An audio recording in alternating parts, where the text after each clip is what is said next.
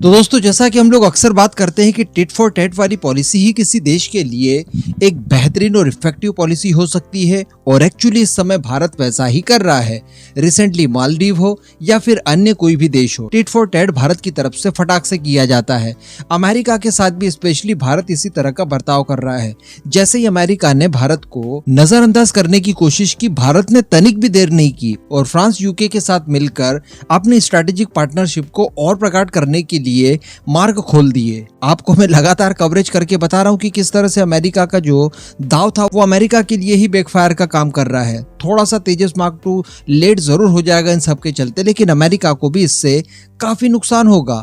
और आप दोस्तों देख लीजिए कि भारत की इसी टिट फॉर टैट पॉलिसी की वजह से अमेरिका एक बार फिर से भारत के पास दौड़ा दौड़ा आया है। जी हाँ, और कारण कोई ऐसे वैसे नहीं है, बहुत बड़े बड़े कारण हैं। देखिए, आप अपनी स्क्रीन पर यह आर्टिकल पढ़िए। इसमें स्पष्ट रूप से बताया गया है कि भारत और यूएस के बीच में जो बायलैटरल डिफेंस ट्रेड है वो $25 बिलियन के आंकड़े को पार कर चुका है, जो कि 2008 में शून्य हुआ करता था। और ये बात किसी ऐसे वैसे की तरफ से नहीं कही गई है। दरअसल जेनिफर लार्सन, जो कि यूएसए की कॉन्सुलेट में कॉन्सल जनरल की पोस्ट पर पदस्थ हैं, ये वो महिला कह रही है। इसी के साथ साथ भारत यूएस के बीच में जो F414 इंजन को लेकर बातचीत चल रही है, इसके तहत हम लोग लगभग 500 के करीब इंजन खरीदने वाले हैं, जो कि तेजस मार्क 2, टेट BF और एम का मार्क 1 में जाने वाले हैं, जो कि कल भी हम लोगों ने डिस्कस किया था, जिनकी वैल्यू अप्रॉक्स $4 बिलियन बनती है। इसके अतिरिक्त भी अगर यूएस भारत के साथ अच्छे रिलेशनशिप मेंटेन करता है तो $3 बिलियन की MQ-9 को लेकर डील हो सकती है। इसके अलावा हम लोग जो एयरक्राफ्ट कैरियर बना रहे हैं उसके लिए ईमाल्ट वगैरह की व्यवस्था हो, इन सभी क्षेत्रों में यूएस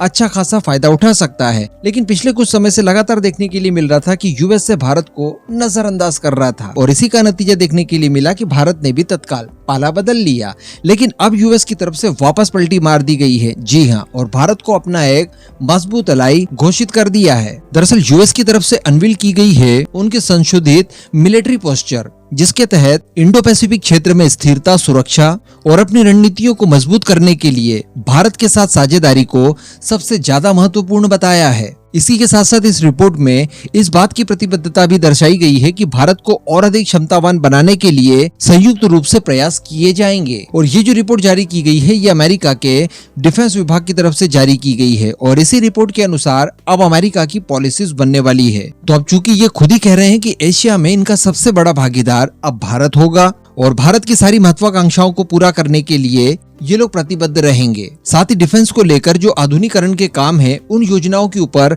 अब काम और ज्यादा तेजी से किया जाएगा, और सारा का सारा फोकस दोनों ही देशों का अब इसी के ऊपर होगा। तो यहाँ पर बताया ये जा रहा है कि स्पष्ट रूप से ये लोग F414 इंजन की डील को लेकर बात कर रहे हैं। यानी अभी F414 इंजन के लिए भारत अमेरिका के बीच में समझौता साइन हो गया है, लेकिन किसी तरह की कोई ऑफिशियल डील साइन नहीं हुई है।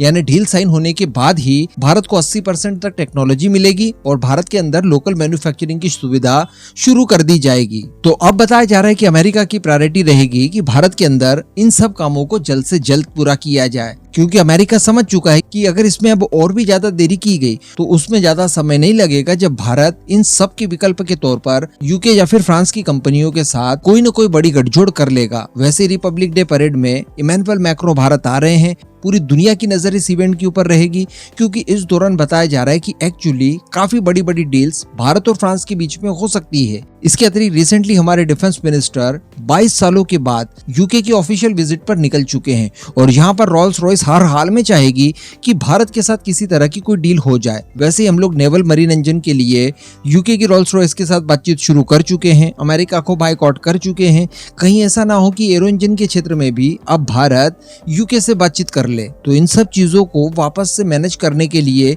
यूके द्वारा एक्चुअली अब पहल शुरू कर दी गई है कि भारत को F414 इंजन की टेक्नोलॉजी और उसकी लोकल मैन्युफैक्चरिंग की व्यवस्था जल्द से जल्द की जाए। तो उम्मीद की जा सकती है कि अब हमारे तेजस मार्क 2 को उड़ने में और ज्यादा समय नहीं लग सकता, क्योंकि हमारे तरफ से जो प्रयास इसको लेकर करने चाहिए थे वो एक्चुअली शुरू कर चुके हैं हम लोग, और उसको लेकर काफी अच्छी प्रगति नोटिस करने के लिए मिली भी है। केवल और केवल इंजन को लेकर डिले हो रहा था, तो अब अमेरिका द्वारा उन सारी चीजों को भी सॉर्ट आउट कर ही दिया गया है। इस पूरे मुद्दे पर आप आपका जो भी मानना हो नीचे कमेंट करके जरूर बताइएगा।